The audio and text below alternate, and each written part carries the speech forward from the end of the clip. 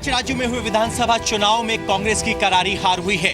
केरल और असम में कांग्रेस के हाथ से सत्ता चली गई, वहीं तमिलनाडु और बंगाल में कांग्रेस का पत्ता साफ हो गया। पार्टी उपाध्यक्ष राहुल गांधी ने हार स्वीकार कर ली है। 5 राज्यों में हुए विधानसभा चुनाव कांग्रेस के लिए बुरा सपना साबित हुआ। 2 राज्यों में सत्ता उसके हाथ से निकल गई तो बाकी जगह भी उसका प्रदर्शन ज्यादा बेहतर नहीं रहा। चुनावी नतीजे आने के बाद कांग्रेस उपाध्यक्ष राहुल गांधी ने ट्वीट कर हार को कबूला है। जनता के फैसले का सम्मान करते हैं। चुनाव में जीतने वाली पार्टियों को मेरी शुभकामनाएं। जनता का भरोसा और जीतने तक हम कठिन मेहनत करेंगे। असम और केरल में मिली करारी हार के बाद कांग्रेस अध्यक्ष सोनिया गांधी ने एक बयान जारी करके कहा है कि उनकी पार्टी असम, पश्चिम बंगाल, तमिलनाडु, पुडुचेरी और केरल का जनादेश पूरी विनम्रता के साथ स्वीकार करती है। कांग्रेस के इस प्रदर्शन को लेकर बीजेपी ने अब राहुल गांधी पर हमला बोला है। बीजेपी ने कहा है कि राहुल खुद देश को कांग्रेस मुक्त बनाने वाले हैं। कांग्रेस मुक्त भारत, उसमें 2 कदम देश और आगे बढ़ा है। वहीं कई बीजेपी नेताओं का मानना है कि असम से कांग्रेस मुक्त भारत की शुरुआत हो चुकी है। देश की जनता ने कांग्रेस को हाशिए पर पहुंचा दिया। कांग्रेस इतिहास के पन्नों में रह जाएगी कहीं। हालांकि कांग्रेस राहुल गांधी का बचाव करती दिख रही है। Where is the national leadership involved in Kerala or West Bengal or Tamil Nadu? The strategy was decided in these states by the state leadership. Karnataka को छोड़कर किसी बड़े राज्य में कांग्रेस का मुख्यमंत्री नहीं है और कई राज्यों में दूसरी पार्टियों से गठबंधन भी कांग्रेस के लिए फायदेमंद साबित नहीं हो रहा। इस वक्त सिर्फ 6 राज्यों कर्नाटक, उत्तराखंड, हिमाचल, मणिपुर, मिजोरम और मेघालय में कांग्रेस के मुख्यमंत्री हैं। आजादी के बाद ये पहली बार हुआ है कि कांग्रेस के अभेद किले माने जाने वाले राज्यों में कांग्रेस को हार का मुंह देखना पड़ा है। 5 राज्यों में विधानसभा चुनाव नतीजों के ऐलान के बाद प्रधानमंत्री नरेंद्र मोदी फूलों की बरसात के बीच बीजेपी हेडक्वार्टर पहुंचे। पीएम ने मतदाताओं का शुक्रिया अदा करते हुए कहा कि असम की जीत ने साबित कर दिया है कि पूरा देश बीजेपी को अपना रहा है।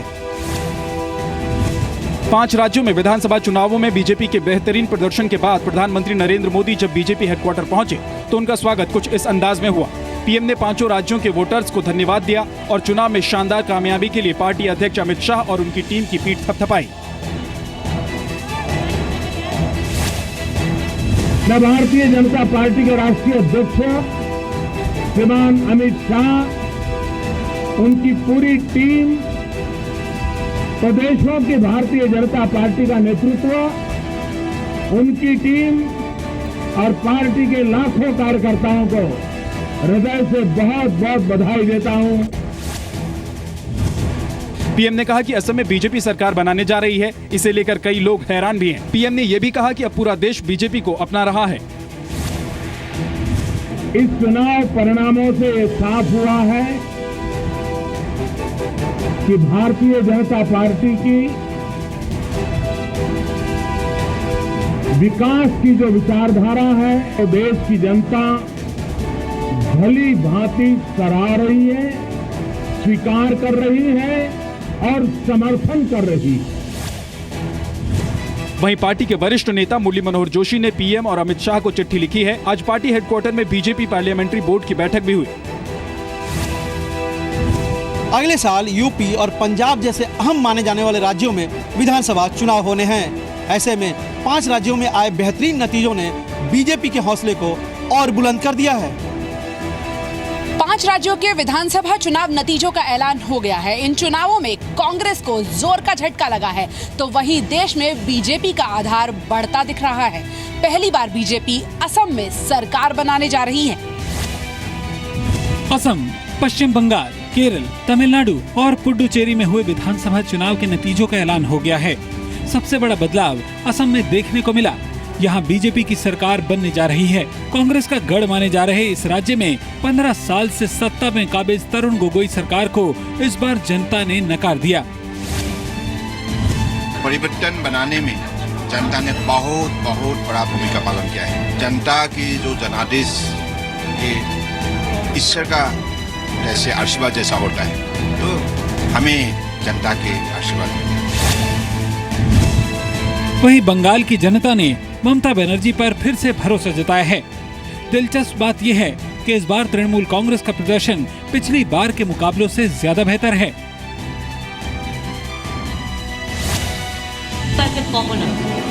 But I love my country. I love this motherland and I am dedicated. My life is dedicated for this country.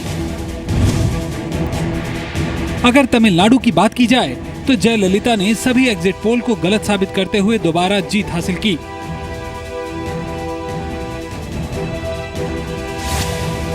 To adequately express my feelings of gratitude towards the people of the state.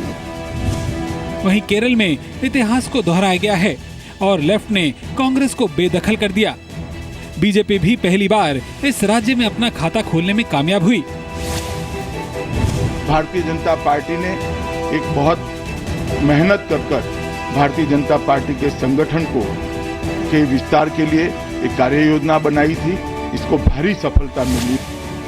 हालांकि पुडुचेरी ने कांग्रेस को थोड़ी दिलासा जरूर दी। DMK के साथ मिलकर कांग्रेस ने यहां वापसी की है। इन चुनाव नतीजों ने कांग्रेस को हाशिए पर लाकर खड़ा कर दिया है। अब सिर्फ 6 राज्यों में कांग्रेस की सरकार रह गई है, जबकि बीजेपी शासित राज्यों की संख्या अब बढ़कर 13 हो गई है। 5 राज्यों के विधानसभा चुनावों के नतीजों के बाद कहीं जश्न तो कहीं गम का माहौल दिखा।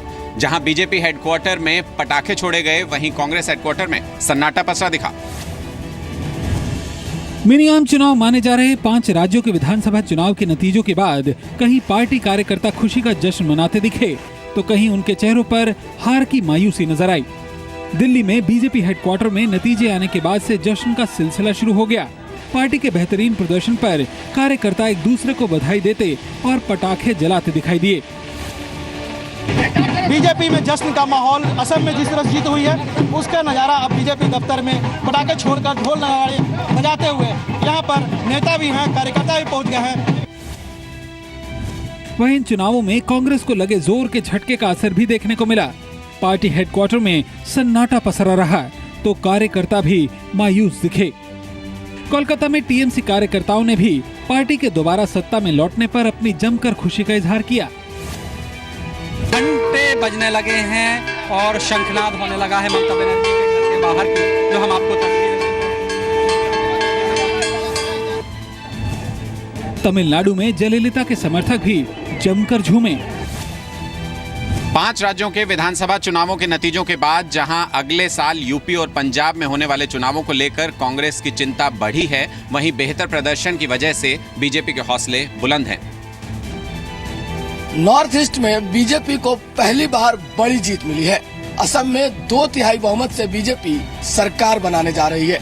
सर्बानंद सोनोवाल असम के नए मुख्यमंत्री होंगे। बीजेपी ने असम में 2/3 बहुमत हासिल कर पहली बार नॉर्थ ईस्ट में अपनी दमदार मौजूदगी दर्ज कराई है। पिछले विधानसभा चुनाव में बीजेपी को 5 सीटें मिली थी, लेकिन इस बार असम के वोटर्स ने कांग्रेस को नकार कर उन पर भरोसा जताया है। असम के विकास के लिए, असम की पहचान की रक्षा के लिए और पूरे नॉर्थ ईस्ट के डेवलपमेंट के लिए यह जीत महत्वपूर्ण है। आज वोटों की गिनती शुरू होने से पहले असम में बीजेपी की तरफ से मुख्यमंत्री पद के उम्मीदवार सर्बानंद सोनोवाल ने मंदिर जाकर पूजा की और दोपहर तक आए नतीजों से ऐसा लगा मानो ऊपर वाले ने उनकी प्रार्थना सुन ली। Our allies partner will work unitedly without any prejudice to serve the people of Assam. प्रधानमंत्री नरेंद्र मोदी ने ट्वीट करके सर्बानंद सोनोवाल को बधाई दी। बीजेपी नेता भी इस जीत से उत्साहित है। कांग्रेस मुक्त भारत की तरफ देश तेजी से अग्रसर है। वहीं असम की राजनीति में किंग मेकर बनने का सपना देख रहे AIUDF के चीफ बदरुद्दीन अजमल खुद भी चुनाव हार गए। इसके लिए वो कांग्रेस को जिम्मेदार ठहरा रहे हैं।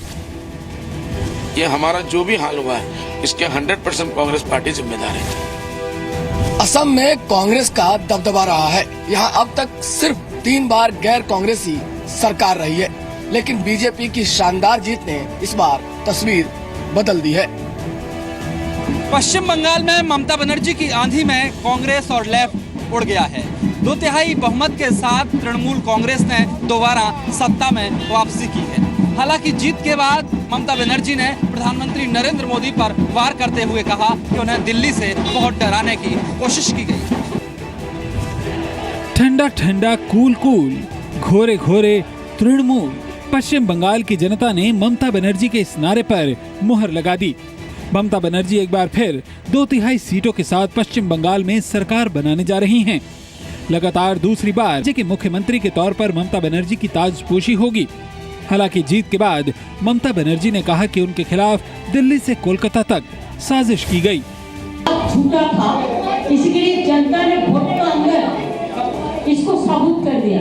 जो लोगों ने उठाया था उसको अपोलोजाइज करना चाहिए। इस शानदार जीत के बाद ममता बनर्जी ने कहा कि अगर जरूरत पड़ी तो वो प्रधानमंत्री बनने को भी तैयार हैं। तो अगर कभी जरूरत होगा तो हम काम कर सकते हैं, बंगाल को काम करने देंगे। पीएम मोदी ने ममता को फोन कर जीत पर बधाई दी।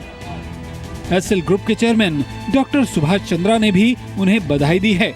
ममता बनर्जी और टीएमसी के सभी लोगों को पश्चिम बंगाल में फिर से जीतने की बधाई। सभी आपको प्यार करते हैं बहन जी। शानदार जीत के बाद अब ममता बनर्जी कल टीएमसी विधायकों के साथ बैठक करेंगी और इसके बाद 27 मई को मुख्यमंत्री पद की शपथ लेंगी। तमिलनाडु में एक बार फिर जयललिता का दम कांग्रेस और करुणानिधि पर भारी पड़ा। 27 साल में ये पहला मौका है जब कोई सत्ताधारी पार्टी लगातार दूसरी बार सरकार बनाने जा रही है।